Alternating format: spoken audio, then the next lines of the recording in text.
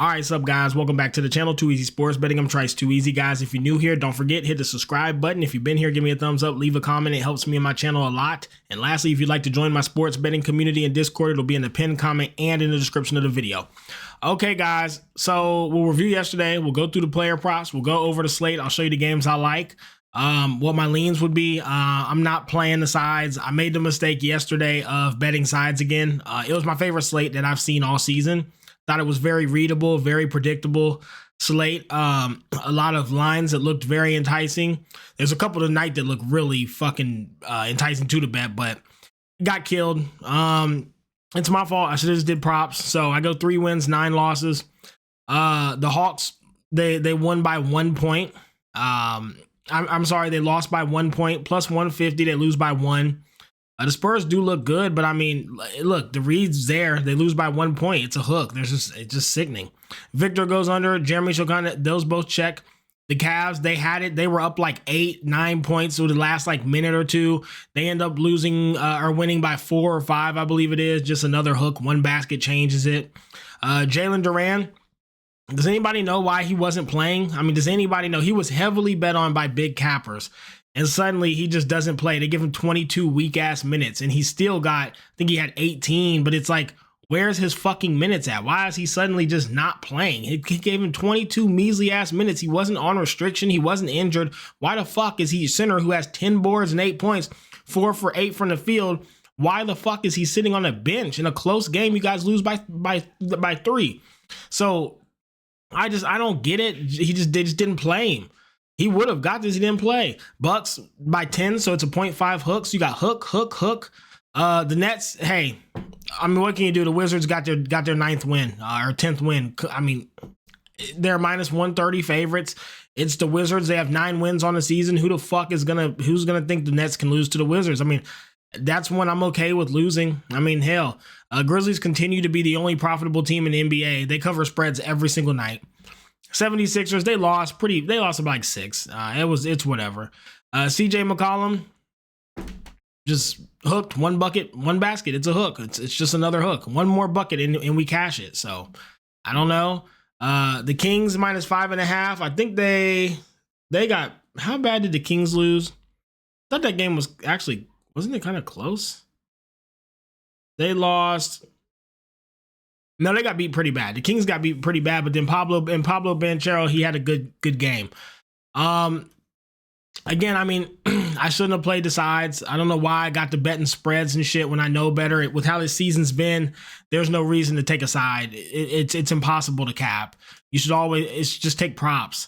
If I would have just did the props with Jalen Duran getting his minutes manipulated, I would have went 2 and 3, go down a unit, and it's okay. But instead, we go 3 and 9 betting sides. I go down fucking 7 units, and it's just a disaster. I am vowing to not pick a side in this sport anymore.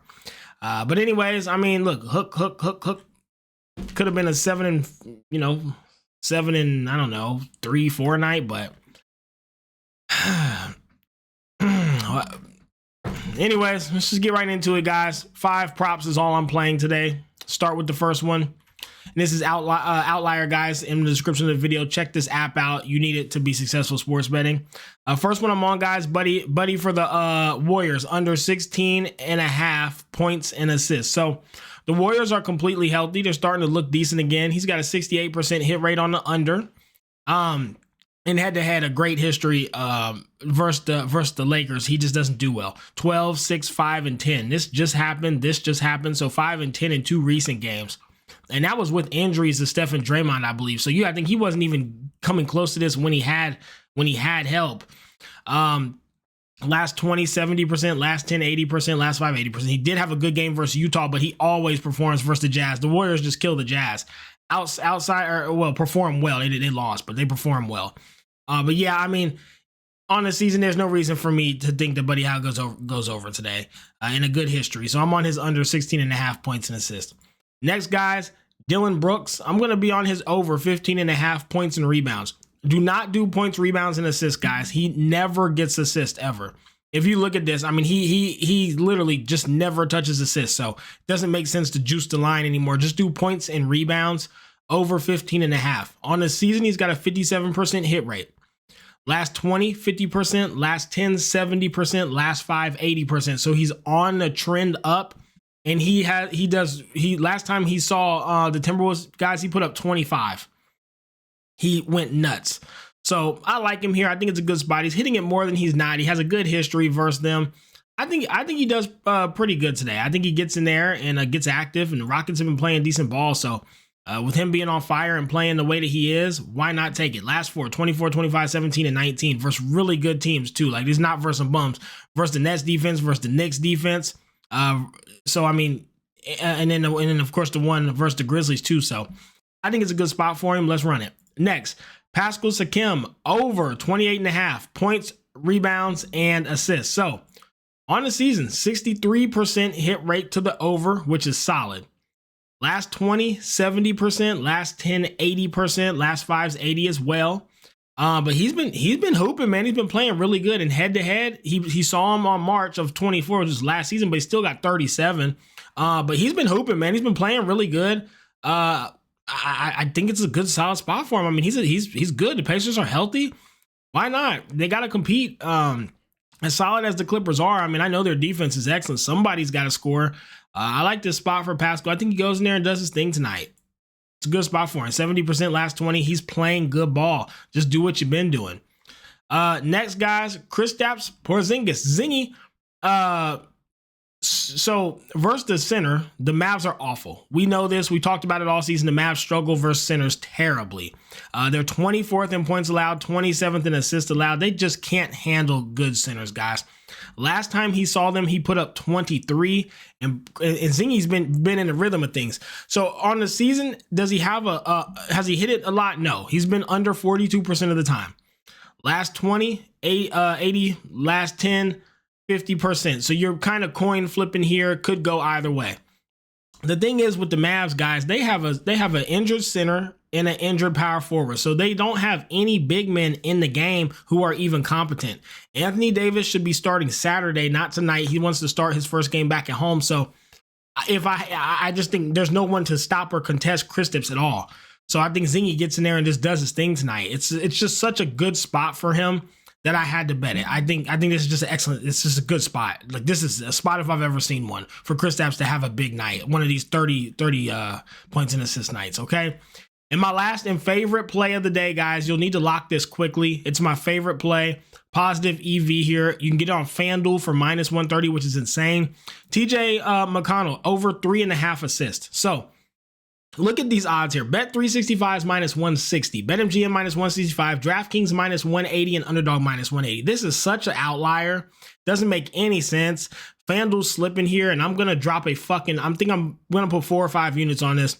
I'll probably regret it tomorrow, but I'm dropping a bomb here. TJ McConnell over 3.5 assists, guys. 69% to the over on the season. Last 20, 75%. Last 10, 80%. You can see he's getting about 4 to 8 assists a game. And head-to-head, guys, history, 8 and 6. There's no reason to think that he can't get 4 assists tonight. There's just no reason in the world to think that. And if you look at the odds here, this is what you call a math play. Plus, I like the spot, but anytime you see FanDuel at 130 and you got DraftKings at minus 180, there's a fucking discrepancy. There's something's going on. FanDuel's lacking for whatever reason. In my opinion, this is my favorite play probably of the season. I mean, I'm nuking this fucking thing. TJ McConnell over 3.5 assists, guys. I love this play. All right. Anyways, let's get into the slate review. We'll talk about each game. Again, guys, take this with a grain of salt. It doesn't matter what you think or how you read the game. NFL or the NBA is rigged, manipulated, and corrupt. There is no way to cap this shit. So take it as you will, but you can't cap it. Put names in a hat, draw if you just want to bet for some action. If you like kind of addicted low key, draw names. Put names in a randomizer and hit it and just pick that way. Mavs and the Celtics, I'd fade it. I wouldn't be able to cap it. I know it'd be easy to say, well, just take the Celtics minus 9.5. But again, like, what if they do play Anthony Davis tonight? What if the center is in? What if they do have a full team? What if other guys pop up on the injury report that we don't know about? Because looking at the team right now, you would think the Celtics would be minus 14.5, minus 15. I mean, the Mavs have nobody to play. They have 2 starters out. PJ Washington, I don't even know if he's going to play. He's out for personal reasons. Like, The Mavs are riddled with injuries. Who knows who's going to play? Any given night, who the fuck knows who's going to play? We never have a solid lineup. We never know who's starting and who's not. The injuries, personal reasons, mysterious illness. They play, they don't play, they manipulate it however they'd want. I don't know how you cap this. I'd fade it. 9.5 is weird to me because I think it should be more if the Dallas Mavs are truly injured and AD's truly not playing. Next, Rockets and the Timberwolves. I'd bet the Timberwolves at plus 105. That said, the Rockets are playing good ball and they do compete versus them. I like the Timberwolves and the Grizzlies. I just like them in spots like this. When it's close to pick'ems or plus money, I like to take them. Small spreads, I like to take them. That's it. But I don't know who wins. I'm tired of even trying to guess it. Magic and the Nuggets. Listen, one weird win last night in the game they should have lost doesn't sway me. I don't think the Magic are good right now. They've been ice cold and they're not healthy still. Nuggets 32-19 on the season and they're playing good ball. I'd be on the Nuggets minus 7.5, but again, they might get blown out, so who knows? Warriors and the Lakers will be a fade for me. Two very even teams. Warriors are totally healthy. It should be a competitive game. I don't know who wins. Kings and the Blazers. Kings right now playing excellent basketball. So are the Trailblazers, but the Kings look really, really good. Could go either way, but the Kings are underdogs here at minus 105. I'd bet them. In the last game of the day, guys, you got the Pacers and you got the Clippers. Pacers are 28-21 on the season. Clippers are 28-22 on the season. It's a very even matchup, in my opinion, with some history of a lot of the Pacers stars doing well versus the Clippers. You can get the Pacers at plus 170. Again, this makes me think some late injury is going to come out or some type of, bullshit manipulation. Some stars won't play. Something weird's going to happen. Why is they plus 170? Why are the Pacers plus 170? It just doesn't make any sense in the world.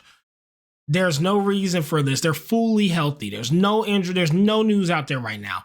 So if we were to lock this at plus 170, I guarantee some shit comes up tonight. I guarantee either starters don't play, star players are getting their minutes reduced, or there's going to be a mystery illness come tonight. So why even bet it? But I'd be on Pacers money line. Okay, guys? Final plays. Everything that I'm actually on is right here. I just played the props. Zingy over 21.5 points and assists. Dylan Brooks over 15.5 points and rebounds. Buddy under 16.5 points and assists. Pascal Siakam over 28.5 points, rebounds, and assists. And TJ McConnell, my favorite play in the world, over 3.5 assists. Good luck tonight, guys. Get out here. Let's get a bag. Let's crack these folks.